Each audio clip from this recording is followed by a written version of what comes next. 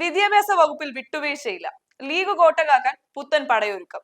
സംസ്ഥാന രാഷ്ട്രീയത്തിൽ ഭരണമാറ്റത്തിന്റെ അലയൊലികൾ ഉയരുന്നതിനിടെ വിദ്യാഭ്യാസ വകുപ്പിനെ ചൊല്ലി മുസ്ലിം ലീഗിൽ നിർണായക നീക്കങ്ങൾ സജീവമാകുന്നു.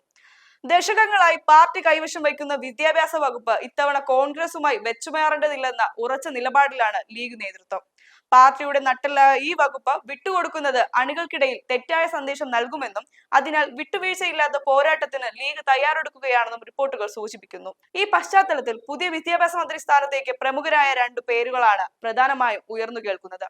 ആബിദ് ഹുസൈൻ തങ്ങളോ അല്ലെങ്കിൽ എൻ ഷംസുദ്ദീനോ വിദ്യാഭ്യാസ മന്ത്രിയുടെ കസേരയിലേക്ക് എത്തിയേക്കും. അരീക്കോട്ട് PK ബഷീറിനായി ഇതിനോടകം തന്നെ ഫ്ലെക്സ് ബോർഡുകൾ ഉയർന്നത് അണികളുടെ ആവേശം വ്യക്തമാക്കുന്നു. എന്നാൽ അന്തിമ തീരുമാനം പാർട്ടി അധ്യക്ഷൻ സാദിഖ് അലി ശിഹാബ് തങ്ങളും PK കുഞ്ഞാലിക്കുട്ടിയും തമ്മിലുള്ള കൂടിക്കാഴ്ചയ്ക്ക് ശേഷമേ ഉണ്ടാകൂ. ലീഗിന്റെ കരുത്തനായ നേതാവ് PK കുഞ്ഞാലിക്കുട്ടി ഇത്തവണ ഉപമുഖ്യമന്ത്രിയായി പദത്തിലേക്ക് എത്തുമെന്നും രാഷ്ട്രീയ കേന്ദ്രങ്ങളിൽ സജീവ ചർച്ചയാണ്. ചരിത്രപരമായ ഭൂരിപക്ഷത്തോടെ വിജയിച്ച അദ്ദേഹം സർക്കാരിലെ രണ്ടാമനായി എത്തുന്നത് മുന്നണിയിലെ ലീഗിന്റെ വിലപേശൽ ശേഷി വർദ്ധിപ്പിക്കും.